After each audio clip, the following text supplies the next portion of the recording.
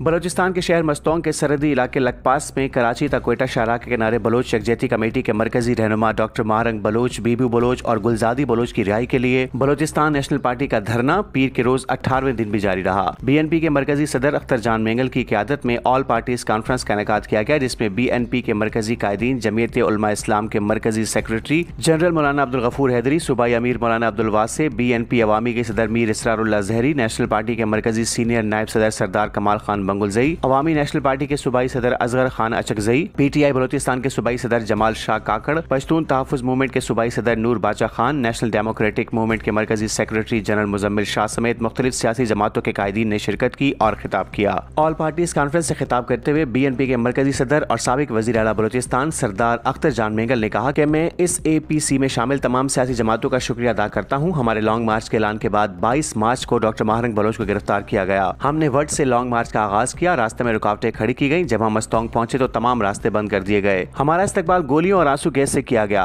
हम यहाँ 17 दिनों से बैठे हैं। तमाम जमातों ने ताउन की यकीन दहानी कराई है। हुकूमत ने खुदकश हमले की कोशिश से हमें रोकने की कोशिश की, लेकिन नाकाम रही। 3 MPO जारी किया गया, जो 1 माह की मुद्दत के लिए होता है। 24 मार्च को मारंग की बहन ने एक पिटीशन दायर की, जिसमें वकला से हलफनामा लिया गया कि वो रियासत के खिलाफ कोई इक़दामात नहीं करेंगे। हर शहरी रियासत से वफादारी का अहद करता है, लेकिन क्या यहाँ हर किसी से यही पूछा जाता है? क्या बलूचिस्तान की आवाम को कभी इस मुल्क का शहरी तस्लीम किया गया? पश्तूनों, बिराहवी और बलोची बोलने वालों को हमेशा से गद्दार समझा गया। अगर कोई मुल्क को लूटे या चोरी करे तो कोई मसला नहीं, मगर हक की बात करना जुर्म समझा जाता है। फैसले महफूज हैं, मगर उनके हाथों में जो आइन पर काबिज हैं। हम कोयटा में ऑल पार्टीज कॉन्फ्रेंस मुनक्किद करना चाहते थे, लेकिन ये कैसी जमहूरियत है जिसमें अपना दुख दर्द बयान करने की इजाजत नहीं? क्या मारंग के किसी स्विस अकाउंट का इंकशाफ हुआ है? आइन शिकनी करने वालों के खिलाफ कोई कार्रवाई हुई?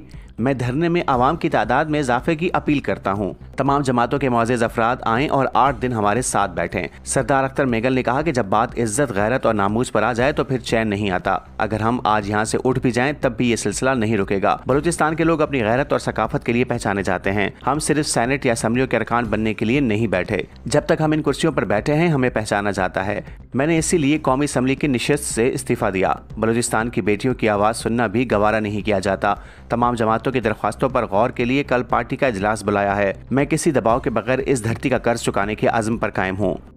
आज जो हम जाने पहचाने जाते हैं, उन्हीं लोगों की, अकाबरीन की कुर्बानियों की वजह से, उन शोहदाओं की कुर्बानी की वजह से आज हमारी न सिर्फ इस मुल्क में बल्कि दुनिया में भी अगर पहचान है तो उन लोगों की कुर्बानियों की वजह से।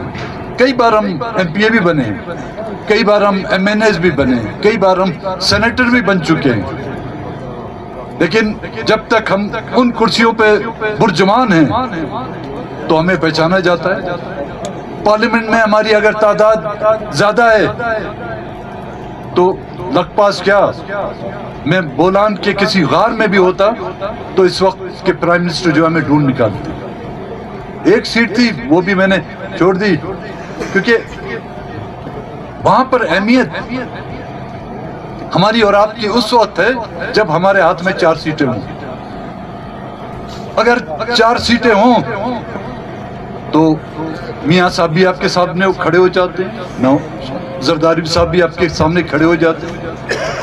बलूचिस्तान के दुख और दर्द और उन बच्चियों की आओ पुकार को वो सुनते हुए इतना रोते हैं कि हमें भी रोना आ जाता है उनके। लेकिन वही बच्चियां जब अपनी आवाज और अपनी चीख बड़े बुलंद आवाज में इस्लामाबाद में सुनाना चाहते हैं तो उनके ऊपर जो है गंदे पानी से जो है छिड़काव किया जाता है, उनको पर जो है लाठीचार्ज किया जाता है। उनके मुकाबले में हमारे यहाँ से मदारियों को जो बिठा के उनको बेइज्जत किया जाता है।